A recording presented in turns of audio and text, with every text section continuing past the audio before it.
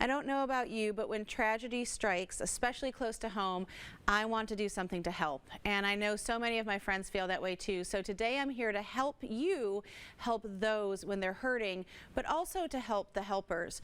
I've got a couple of practical tips today, but one of the things that was shared with me, especially in light of the Covenant School shootings, was to just reach out to your teacher friends, reach out to those that you know in the community, and if for some reason you aren't close enough to the tragedy, then just reach out to the circle around you. And these are some ways that I found that have really helped me in those times of when people are hurting. The first is to bring a meal, but maybe not in a way that you would expect. A lot of people are bringing dinners, and a lot of people are doing that right when tragedy happens.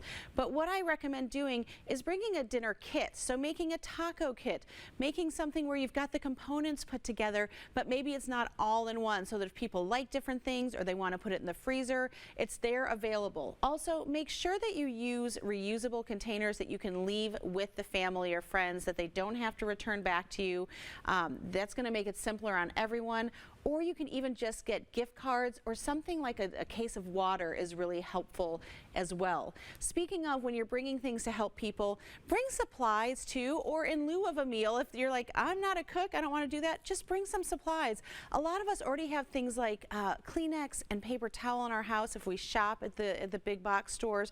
So bring a couple of those, because a lot of times we're going to be hosting people in those times of tragedy. But plates, cups, napkins, silverware, that's all really helpful to have too, that can be thrown away and you don't have to clean up the kitchen. Talking about cleaning, I know that that's something I don't like to do in normal circumstances, much less when I'm grieving. So offer to come help, and like I said, say maybe you're not bringing a meal, but say I'm willing to come help clean up after the meal. Or if they're going away to do some business they need to take care of, offer to help clean the home, tidy up. It's a really simple thing you can do, or offer to bring a house cleaner in to help. One of the final things is that a lot of times when tragedy strikes, it involves children, or it involves those of us that know of children. And so maybe you might want to go and offer to help babysit. I had a friend that lost a child, but they had a toddler still at home.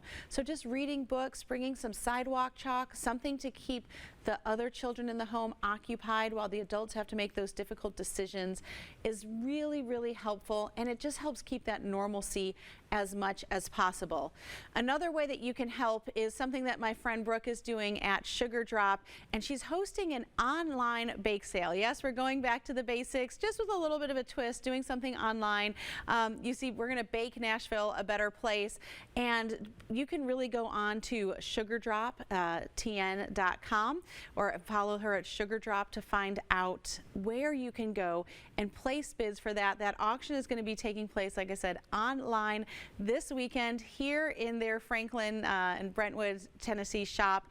If you are not local, then you can also pick up one of these shirts here. That is really great. You can get these on the website as well. They're so sweet, but it's just one of the ways to help out when you don't know what to do. I know so many of us have gathered here locally to pray and get together, but sometimes you just want to get your hands on and be able to do something that is tangible.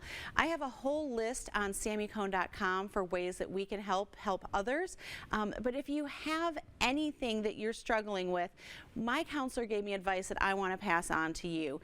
And he said, even when we're dealing with the biggest grief, just know that it's okay to not only hold joy and grief in the same space, but to be available to listen.